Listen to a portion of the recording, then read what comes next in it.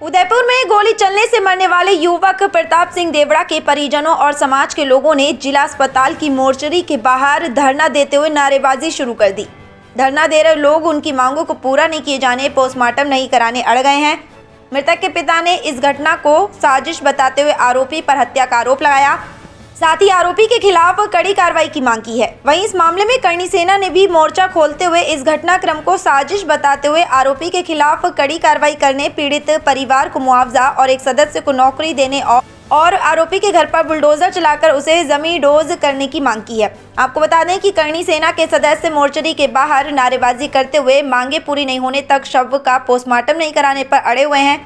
मृतक के पिता ने भी इस घटना को साजिश बताते हुए मृतक की पत्नी को सरकारी नौकरी देने और आरोपी के खिलाफ कड़ी कार्रवाई करने की मांग की है। और मैं यही चाहता हूँ कि उसका भविष्य क्या है, अब उसकी उम्र क्या है, उसकी जिंदगी का क्या होगा, इसलिए उसके लिए कुछ व्यवस्था हो जाए तो। और नहीं होती है तो एक बच्चा है, वो बच्चा खुद कह रहा है कि मेरे पापा के ये हमारी है, मेरे पापा गिर गए और उनकी आंखें निकल गई, फिर हॉस्पिटल लेके गए। सुबह उसने बताया कि यहाँ पापा के बंदूक मारी है, और फिर वो बंदूक ले जाके और वहाँ छिपाई। उसने मेरे को अंगुली से बताया कि यहाँ छिपाई है। हाँ, वो छोटा बच्चा साथ में था, 3 साल का बच्चा साथ में था। उसने कहा यहाँ गिरे पापा, गोली लगी, बंदूक मारी यूँ हाथ से, उसने कहा यूँ मारी ना, फिर वो यहाँ गिर गए, उनकी आंखें निकल गई बाहर। जो छोटा बच्चा जो कह रहा वो, और हम बाकी बड़े तो कोई थे नहीं साथ में, बाकी ये 3 ही जने थे। देखिए, जिस तरह की जो घटना हुई है, इसकी जानकारी मुझे कल शाम को 7 बजे मिली। मैं इस घटना की कड़ी निंदा करता हूं, और जिस तरह से आज जो प्रोपेगेंडा चलाया जा रहा है कि ये गलती से हो गया, ये बिल्कुल ही गलत है, सोची समझी साजिश है। इस तरह से गलती किसी से होती नहीं है, और हम तो यही मांग करेंगे कि इस परिवार की आर्थिक स्थिति भी खराब है, और आज हमारे राजपूत समाज के अंदर ऐसी प्रथा भी नहीं किसी बेटी को वापस पुनः शादी करवा दे। तो मैं सरकार से मांग करना चाहूँगा कि उस आरोपी की जड़ों तक जाए और उसकी जांच की जाए और कठोर सजा मिले। साथ ही हम सरकार से और प्रशासन से हाथ जोड़ के इतना विनम्र निवेदन करते हैं कि एक संविदा में नौकरी दी जाए।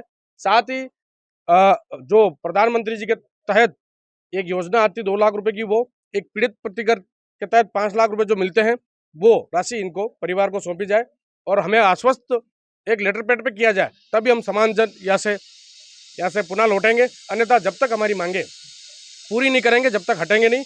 और ये मांगे कोई बड़ी बात नहीं, इजी गोइंग मामला है, शासन प्रशासन 2 मिनट में इसको निपटा सकता है। और जो घटना घट गई उसका तो अब क्या हो सकता है, पर आरोपी का घर भी ध्वस्त किया जाए। साथ ही इस तरह की घटना आए दिन होती जा रही है, तो मैं प्रशासन से भी अपेक्षा करता हूँ कि एक ऐसा मुहिम चलाए। आए दिन इस तरह की घटना होती, कब तक हम लोग अपने भाइयों को, बहनों को, बेटों को कब तक खोते रहेंगे।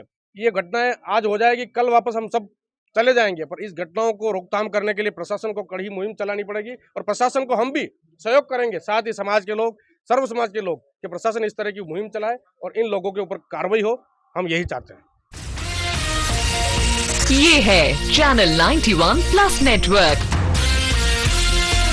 और आप देख रहे हैं न्यूज़ 91। न्यूज़ 91, आवाज हम सबकी।